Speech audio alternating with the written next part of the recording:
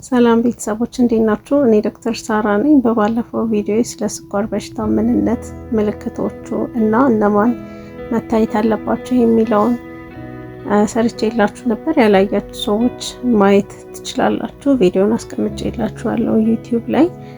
ቤተሰብ ያልሆናችሁ ሰብስክራይብ አድርጉ፣ ቪዲዮን ላይክ አድርጉ እና ሼር በማድረግ እንድታግዙኝ ጠይቃችኋለሁ። ወደ ቪዲዮ እንሄዳለን። እሺ ወደ ላብራቶሪዎቹ ስንሄድ ደግሞ የመጀመሪያው የጾም የደም ስኳር የምንለው ፋስቲንግ ብለድ ሹገር ተብሎ የሚጠራው ቢያንስ አንድ ሰው ለ8 ሰዓት ያክል ሳይበላ የሚሰራው ሲሆን አንድ ሰው ስኳር አለበት ተብሎ የሚጠራው 126 ሚሊ ግራም ፐር ዲሲሊትር እሱንና ከዛ በላይ ከሆነ አንድ ሰው ስኳር አለበት ብለን ነው የምንጠራው።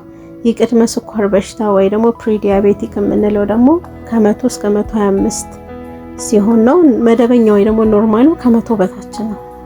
ወደ ሁለተኛው ስንሄድ ደግሞ ሄሞግሎቢን ኤዋንሲ ተብሎ የሚጠራው ነው። ይሄ ደግሞ በባለፉት 2 እስከ 3 ወራት ውስጥ የነበረውን አማካይ የስኳር መጠንን ነው የሚያሳየው።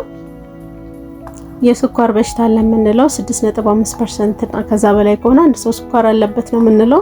የቅድመ ስኳር በሽታ ደግሞ የምንለው 5.7 እስከ 6.4% ነው። መደበኛ ወይ ደግሞ ኖርማሉ ደግሞ ከ5.7% በታች ነው።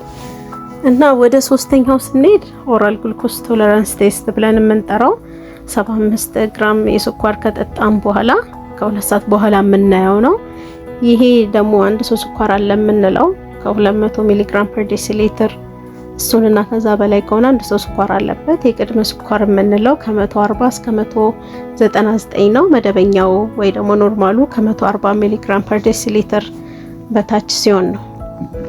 አራተኛው ደግሞ ባልተወሰነ ጊዜ ዝም ብለን የምናየው የስኳር መጠን ወይ ረንደም ብለድ ሹገር ብለን የምንጠራው ከስኳር በሽታ ምልክቶች ያላቸው ሰዎች ፕላስ ይሄኛውን ጨምረን ነው ስኳር የምንለው። ለብቻ ራሱን ችሎ ስኳር ማለት አንችልም። እሺ ከላብራቶሪ ውጤት በኋላ አንድ ሰው ስኳር አለው የምንለው መች ነው የሚለውን አንድ ታካሚ የስኳር በሽታ ምልክቶች የሚያሳይ ከሆነ ከመጠን በላይ ውሃ መጠማት፣ ሽንት ቶሎ ቶሎ መሄድ፣ ክብደት መቀነስና ድካም ካለው አንድ ላብራቶሪ ውጤት በቂ ነው። ረንደም ብለድ ሹገርን ብለን የምንጠራው እንዲሁ እንደ ድንገት የምናየው ማለት ነው። ግን ከ8 ሰዓት በታች መሆን አለበት።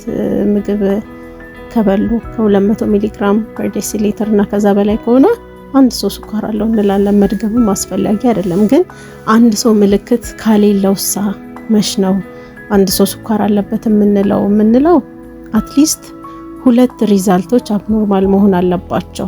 ከኖርማል ሬንጁ መውጣት አለባቸው። እንደ ምሳሌ የጾም የስኳር መጠን የምናየው ከ126 ሚሊ ግራም ፐር ዲሲሊትር እና ከዛ በላይ 2 ያስፈልገናል ቢያንስ። ካልሆነ ሄሞግሎቢን ኤዋንሲ ብለን የምንጠራው ከ6.5% በላይ መሆን አለበት። 2 ጊዜ ነው መታየት ያለበት። 2 እንደዛ ከሆነ ስኳር አለበት እንላለን።